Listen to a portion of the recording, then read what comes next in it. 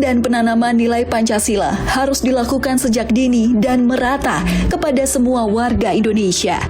Tak hanya sebagai identitas negara Indonesia, Pancasila juga merupakan fundamental negara ini. Makna yang terkandung dalam Pancasila bahwa dalam setiap aspek kehidupan kebangsaan, kemasyarakatan, dan kenegaraan harus berdasarkan nilai-nilai ketuhanan, kemanusiaan, persatuan kerakyatan, dan keadilan sosial bagi seluruh rakyat Indonesia. Diawali dengan pembekalan materi hingga ke tahapan pembentukan karakter Pancasila. Semua itu akan ditemukan di bangku sekolah. Jika tidak adanya pembekalan pengetahuan Pancasila melalui sarana pembelajaran, maka kemungkinan adanya pengikisan karakter Pancasila akan terjadi. Lantas, akan seperti apa identitas negara Indonesia tanpa memaknai dan membumikan nilai Pancasila?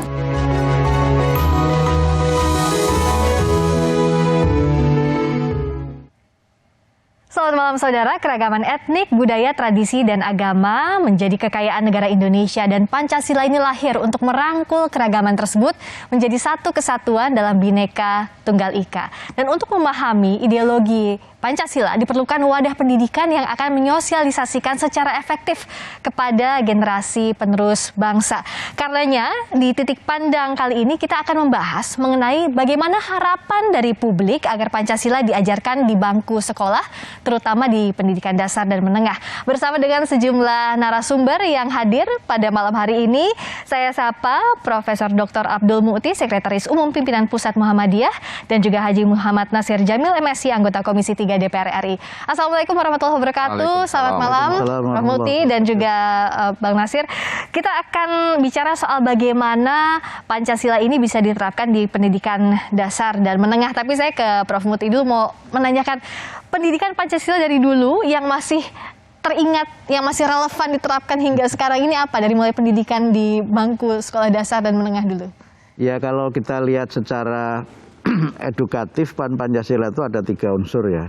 Yang pertama itu materinya, yang kedua nilainya, dan yang ketiga itu budayanya. Nah, 3-3-nya ini harus ada. Nah, selama ini yang banyak ditekankan kan pada materinya. Jadi menghafal 5 sila dari Pancasila itu. Tapi kemudian nilai-nilai yang ada di dalam 5 sila Pancasila itu jarang sekali ditekankan. Ya. Bahkan yang kemudian menjadi persoalan kita adalah sering sekali juga peserta didik ini, murid-murid kita ini juga miskin contoh. Bagaimana budaya hidup yang sesuai dengan Pancasila. Kemudian seringkali juga muncul kontradiksi. Ya. Dan itu memang kadang-kadang timbul karena belum ada penjelasan yang bersifat luas gitu mengenai penjabaran dari nilai-nilai Pancasila dan bagaimana implementasi dari nilai-nilai itu menjadi sebuah budaya dan menjadi sebuah karakter serta identitas bangsa.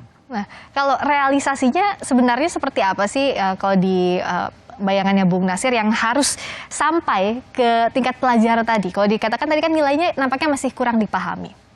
Ya, sebelumnya memang kita harus tetap on the track ya. Yes. Sebab Pancasila ini punya trauma ya, di masa Orde Baru. Ya. Dan tentu trauma ini jangan terulang lagi di masa saat ini. Nah, karena itu dalam berbagai kesempatan kami di DPR juga mengingatkan kementerian terkait, bahkan juga Badan Pembinaan Ideologi Pancasila. Karena trauma ini tentu harus kita harus kita hilangkan. Nah, dan karenanya memang nilai-nilai Pancasila persis seperti yang disampaikan oleh Prof. Muti tadi itu, di mana materi, nilai, dan budayanya ini yang belum sinkron. Ya, lebih menonjolkan materi, ya, sementara nilai dan budaya itu sama sekali tidak kelihatan dalam upaya pembentukan budaya bangsa itu sendiri. Nah, karenanya memang saya sendiri itu sudah, kalau kami anggota MPR, Prof, itu selalu punya kesempatan untuk melakukan sosialisasi 4 pilar. Ya, ada Undang-Undang Dasar, kemudian juga Pancasila, NKRI, dan Bhinneka Tunggal Ika. Jadi setiap anggota MPR, yaitu anggota DPD dan anggota MPR, selalu diberi kesempatan untuk melakukan sosialisasi 4 pilar ini ke masyarakat. Dan memang harus kita akui juga memang tidak semua masyarakat kemudian ngeh dengan nilai-nilai itu. Bahkan juga kadang kami juga, saya harus katakan koreksi, bahwa kita juga kadang-kadang dalam tanda kutip tidak begitu serius melakukan ini. Nah karenanya memang nilai-nilai Pancasila, terutama saya kalau ketika masih kecil dulu, yang teringat kan dengan persatuan Indonesia misalnya, dan itu diwujudkan dalam bentuk gotong royong, Prof. Jadi di sekolah, di SD misalnya, di SMP, ya gotong royong itu yang kami tahu waktu itu adalah terjemahan dari bagaimana kita mewujudkan persatuan gitu loh. Ya, karena waktu itu masih SD, masih SMP, kemudian ruang lingkup kita juga masih sangat kecil, ya kita tidak melihat Indonesia secara besar gitu, secara nasional. Kita lihat ruang lingkup sekolah kita aja dulu, ya bagaimana mewujudkan persatuan dalam bentuk gotong royong, ya membantu ini, membantu membersihkan itu. Kelas, ya membersihkan kelas itu. Ya itu kan bahagian dari yang kami pahami yang disampaikan oleh guru waktu itu, ini adalah bahagian untuk memupuk persatuan katanya gitu. Jadi itu nilai-nilai yang kami lakukan waktu masih SD atau SMP. Nah, agar nilai-nilai ini bisa diterapkan dengan tepat di kurikulum, persiapannya seperti apa dan apa saja yang harus masuk di sana, kita akan bahas di Titik Pandang sesaat lagi.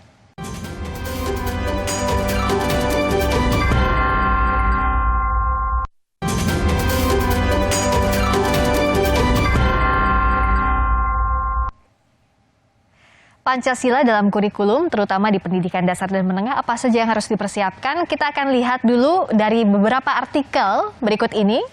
Kita akan tampilkan.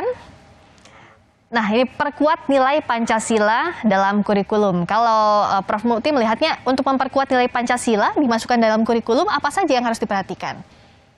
Ya, yang pertama memang tadi kita sebut sebagai nilai ya. Nilai itu kan bisa melekat kepada mata pelajaran Pancasila itu sendiri. Yang kedua bisa melekat dalam mata pelajaran yang lain.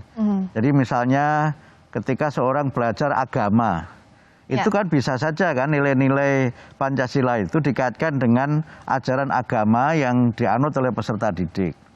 Misalnya ketika tadi disampaikan oleh Bang Nasir mengenai persatuan, kemudian gotong royong. Itu kan di dalam agama dikaitkan dengan at-ta'awun misalnya. At-ta'awun kan tolong menolong. Kemudian permusyawaratan itu kan asyura misalnya. Kemudian bisa juga melekat pada pelajaran sosiologi misalnya atau pelajaran-pelajaran yang lain. Karena kalau dia nilai, maka dia sebenarnya melekat ke dalam semua aspek yang ada di dalam mata pelajaran yang ada. Sebab kalau kita ini hanya berbicara mengenai satu mata pelajaran saja, seakan-akan Pancasila itu ya hanya menjadi tanggung jawab dan hanya eksklusif melekat pada satu mata pelajaran saja. Sementara seakan-akan pelajaran yang lain itu tidak terkait dengan Pancasila. Nah ini yang memang perlu kemudian memang ada redesign dalam kurikulum kita supaya nilai ini melekat. Misalnya olahraga. Kalau apakah olahraga itu dari Pancasila? Ada kan? Kalau kita bicara mengenai tim building itu, bagaimana sebuah tim itu kan sebenarnya ada nilai kebersamaan, kemudian ada nilai sportivitas ya, dan seterusnya. Sehingga karena itu, maka selain mata pelajarannya harus jelas. Saya kebetulan mengalami 4 masa ketika Pancasila ini di dalam pendidikan formal. Tahun 70-an, Friska belum lahir mungkin. Itu pelajarannya itu civic namanya. Pelajarannya civic. Kemudian setelah itu menjadi pelajaran Pancasila. Ada pelajaran Pancasila. Kemudian menjadi Pancasila dan kewarganegaraan. Kemudian pernah juga memang ini tidak ada semua, tinggal kewarganegaraan saja. Nah tetapi menurut saya penyebutan Pancasila secara eksplisit ini penting. Karena kalau dalam kesempatan terakhir kemarin perdebatan PP 57 dan juga beberapa aspek kurikulum yang Pancasila tidak ada dengan alasan tidak ada pada Undang-Undang Sisdiknas, itu menurut saya pemahaman yang terlalu letterlek. Karena kalau kita pahami dalam undang-undang itu, kalau ditambah mata pelajaran itu boleh, tapi dikurangi itu tidak boleh. Jadi tidak adanya itu kemudian tidak menjadi alasan untuk dia diajarkan. Misalnya di dalam kurikulum, di dalam undang-undang tidak ada bahasa Inggris. Tapi di sekolah diajarkan bahasa Inggris. Tidak apa-apa. Tidak apa-apa ya. Jadi itu sebenarnya tergantung dari komitmen dan memang konsekuensi-konsekuensi yang harus kita ambil sebagai sebuah negara di mana Pancasila ini memang tidak hanya menjadi satu mata pelajaran saja, tetapi juga menjadi satu sistem nilai, dan kemudian memang ya sekali lagi perlu ada contohnya gitu. Jadi bagaimana kemudian di sekolah itu diajarkan kejujuran, diajarkan kesantunan, dan itu bukan bagian dari misalnya kemanusiaan yang adil dan beradab. Itu kan nilai yang melekat pada kemanusiaan. Jadi tidak boleh misalnya bagaimana dikaitkan dengan bullying. Sekarang kan angka bullying di sekolah masih tinggi. Dikaitkanlah dengan sila kemanusiaan, bahwa manusia itu dilahirkan ke dunia sebagai makhluk Allah, makhluk Tuhan yang sempurna dan makhluk Tuhan yang mulia. Jadi karena itu tidak boleh kita merendahkan manusia karena fisiknya, tidak boleh merendahkan manusia karena sukunya atau karena kelas sosialnya. Jadi itu masuk ke kehidupan itu maksud sehari, dalam perilaku sehari-hari yang itu kan melekat pada sistem dan budaya yang ada di sekolah. Karena kurikulum itu, Mbak Friska, pengertiannya dalam dunia pendidikan itu kan ada dua. Pertama, kurikulum itu adalah konten, tadi materi. Tapi juga yang kedua, kurikulum itu adalah keseluruhan pengalaman yang dimiliki oleh murid atau peserta didik dalam lingkungan pembelajaran. Itulah kurikulum.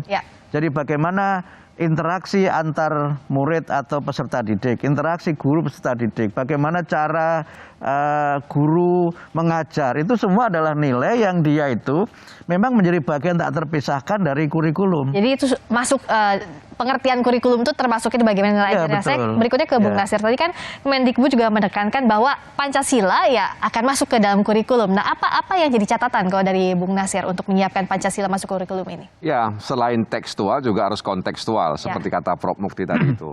Jadi saya sependapat bahwa selama ini mungkin kita terpaku dengan materi. Nilainya nggak masuk gitu ya. Jadi materi itu ibarat jasad kita ini, tubuh kita. Sementara nilai itu rohnya dalam saya, gitu rohnya.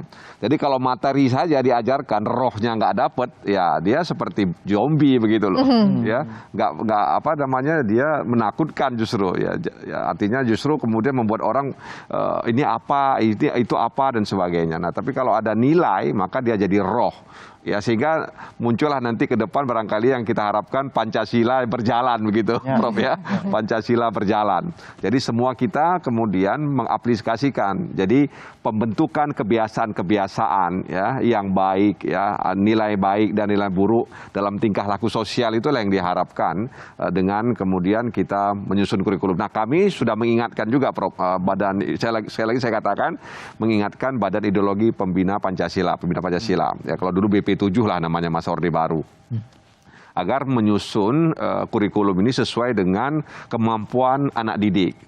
Mulai dari tingkat PAUD, ya, pendidikan anak usia dini, sampai ke perguruan tinggi. Nah, dulu kalau tidak salah, Prof, seingat saya, selain kewarganegaraan, ada kewiraan juga.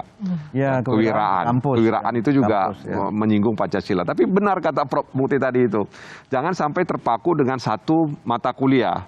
Ya seolah-olah di luar itu kemudian bukan Pancasila. Ya, nah misalnya dulu pendidikan moral Pancasila, ya PMP, ya. Nah. Sementara yang lainnya seolah-olah bukan pendidikan moral Pancasila. Nah ini tantangan menurut saya, ya tantangan bagi kementerian terkait, bagi BPIP ya untuk merumuskan, mendesain agar kemudian kurikulum itu benar-benar kontekstual dan lintas, ya lintas agama, lintas kalau di misalnya tingkat penyelenggara pemerintah, lintas kementerian juga, ya lintas organisasi dan sebagainya, lintas suku, budaya dan sebagainya, sehingga betul-betul Pancasila ini menjadi garda, ya menjadi penjaga kita ya dan menjadi perisai bangsa Indonesia untuk mengantisipasi ya, nilai-nilai yang bisa meruntuhkan ya Pancasila atau nilai-nilai Pancasila itu sendiri. Bicara soal tadi bagaimana agar Pancasila ini bisa diwujudkan dalam kurikulum secara kontekstual, pintu masuknya kita akan bahas lebih detail lagi di Titik Pandang. Kami kembali saja.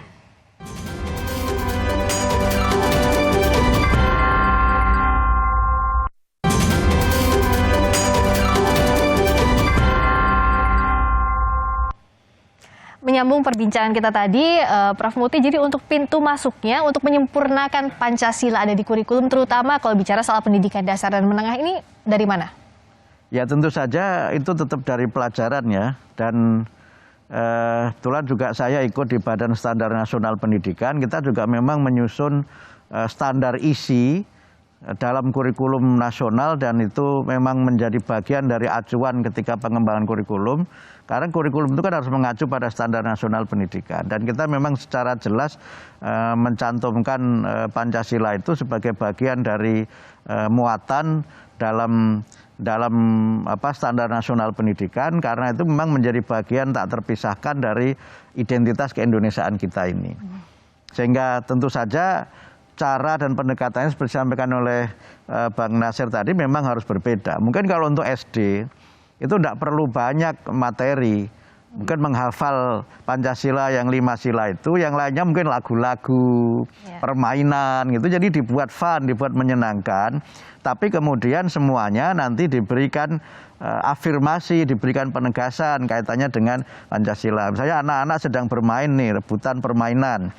Nah, biasanya kan naluri anak-anak itu kan rebutan, kemudian ingin menguasai semuanya. Disebutkan, nah kalau pengen menguasai semuanya itu nggak boleh, nanti kan kamu dapat banyak, yang lain nggak dapat. Kita harus mengamalkan keadilan sosial, di mana kita memiliki tapi orang lain juga punya hak untuk memiliki. Tapi bentuknya dibuat yang fun saja. Nah kemudian untuk SMP gitu juga nanti sudah pakai pendekatan yang lebih kritikal ya. Misalnya memang bisalah kita misalnya memberikan kepada murid-murid ini berbagai perbandingan dengan negara lain, kemudian cobalah dilakukan upaya komparasi sistem-sistem yang ada, termasuk dalam beberapa hal mungkin juga dibangun nalar kritis untuk mengapa sih pilihannya mesti Pancasila tidak yang lainnya dan sebagainya. Yang itu memang harus ada keberanian dari semua pihak, khususnya guru dan juga para penyelenggara pendidikan untuk berani mendialogkan Pancasila itu sehingga mereka ini menerima Pancasila itu bukan secara doktriner, tetapi menerima dengan pemahaman yang luas, pemahaman yang mendalam, dan juga harus dibuat dalam suasana di mana mereka itu tidak terpaksa. Karena mereka mengalami proses selain yang pertama kan pemahaman, yang kedua adalah internalisasi dalam dirinya, dan kemudian yang ketiga ya tentu saja adalah bagaimana kita mewujudkan itu dalam kehidupan kita sehari-hari. Nah kalau dari Bung Nasir, yang tadi konsep tadi sudah berjalan belum selama ini dalam proses pendidikan? Setahu saya itu masih dalam proses penyusunan ya. Ongoing proses yang kami tahu Badan Ideologi Pembinaan Pancasila juga bersama pemerintah dengan Kementerian Terkait juga sedang menyusun ini. Dan Prof, saya juga sudah menyampaikan kepada pimpinan MPR agar kami kan selama ini sosialisasi nih.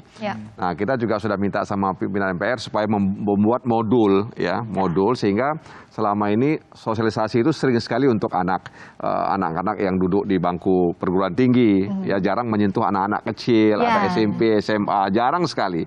Yang kami sering sasar itu adalah perguruan tinggi. Padahal anak-anak sejak kecil harus mengetahui nilai-nilai, bukan hanya materi, nilai Pancasila. Dan sampai sekarang saya dengar juga sedang diproses. Tapi memang ini harus dikeroyok dalam tanda kutip, dikeroyok ya, sehingga kemudian Pancasila ini bisa mampu menghadapi tantangan zaman. Jadi dalam hal yang soft, misalnya tadi kata Prof ya, itu yang nanti yang hardnya bagaimana Pancasila menghadapi kapitalisme misalnya Prof ya, menghadapi dunia global dan sebagainya, bagaimana praktik politik kita kan begitu. Jadi harus ada keteladanan juga seperti yang Prof sampaikan tadi di awal. Jadi jangan sampai kemudian materi Pancasila di sudut sana, keteladanan di sudut sana. Jadi harusnya satu kesatuan itu. Dua hal yang tidak nyambung begitu. Nah itu yang dibutuhkan oleh masyarakat hari ini. Sehingga kemudian proses penyerapan nilai-nilai Pancasila itu menjadi budaya di tengah-tengah masyarakat. Jadi bukan hanya sekedar di ruang-ruang kelas saja.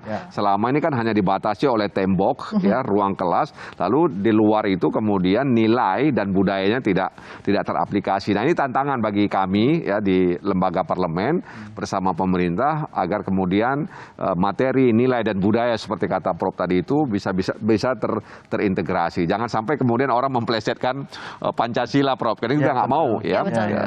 Jadi mohon maaf Prof, misalnya Priska ada teman-teman memplesetkan sila pertama itu keuangan yang maha kuasa. Kan itu kan memplesetkan karena seolah-olah dalam kehidupan sekarang kita semuanya melakukan pendekatan dengan pendekatan itu, sehingga mereka bilang wah kayaknya yang berkuasa bukan. Jadi yang di dalam maupun di luar ruang kelas, ruang kelas ini harus terintegrasi. Jadi yang berkuasa bukan Tuhan dalam pandangan mereka, uang. Jangan sampai diplesetkan seperti ini. Nah inilah bahaya Tuhan yang Maha Esa bagaimana diterjemahkan dalam nilai dan budaya kita, dan saya pikir Indonesia punya budaya yang religius sangat kuat ya. Agama-agama yang ada di Indonesia juga menanamkan nilai-nilai religius ini. Jadi sebenarnya tidak ada ruang untuk membenturkan nilai-nilai agama dengan Pancasila itu sendiri. Nah, sebenarnya apa harapan masyarakat soal penerapan Pancasila dalam kurikulum ini? Kita simak bersama.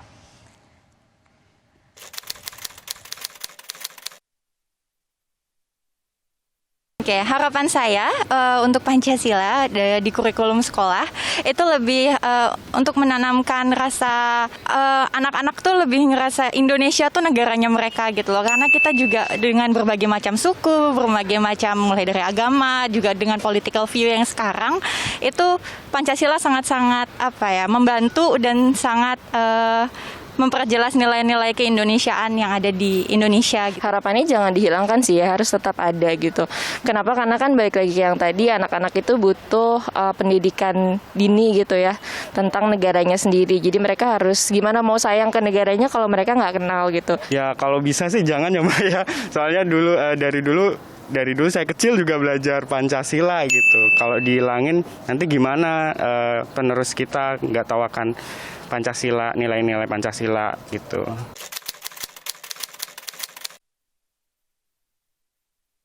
Menurut saya penting ya kurikulum terhadap Pancasila itu diterapkan dari pendidikan sekolah dasar sampai menengah ke atas. Karena banyak tuh sekarang anak-anak yang kurang menyadari pentingnya Pancasila, malah banyak yang ngeledek-ngeledek tentang undang-undang, tentang negara sendiri. Jadi kurangnya jiwa nasionalis di kalangan muda sih, itu penting banget sih.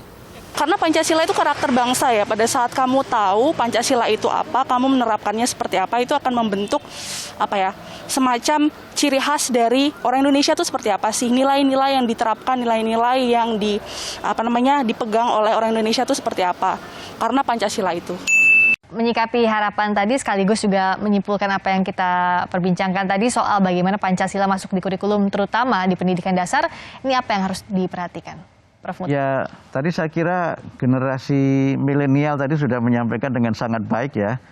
Jadi memang sebagai mata pelajaran dia penting dan memang sangat diperlukan, tetapi memang jangan hanya teoritik itu. Jadi bagaimana itu bisa membentuk karakter kita sebagai bangsa Indonesia, dan juga yang saya kira lebih penting lagi karena Pancasila itu dasar negara, maka memang harus menjadi dasar bagaimana agar negara kita ini menjadi kuat, negara ini bisa mencapai cita-cita dan tujuannya itu berdasarkan Pancasila. Kalau dari ya saya pikir apa yang diharapkan mereka itu kan harus disambut oleh negara. Nah karena itu negara punya perangkat ya. Nah, negara juga punya anggaran untuk merealisasikan harapan tadi itu. Nah, harapan kami ya, saya juga sudah mengingatkan agar negara ini juga merangkul dan mengajak. Ya, artinya harus disusun secara berjamaah, gitu ya.